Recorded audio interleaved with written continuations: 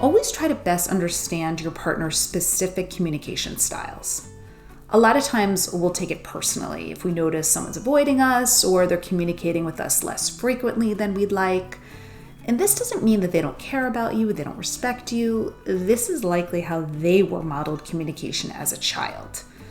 Your partner's communication style typically comes from how their caregivers communicated with each other.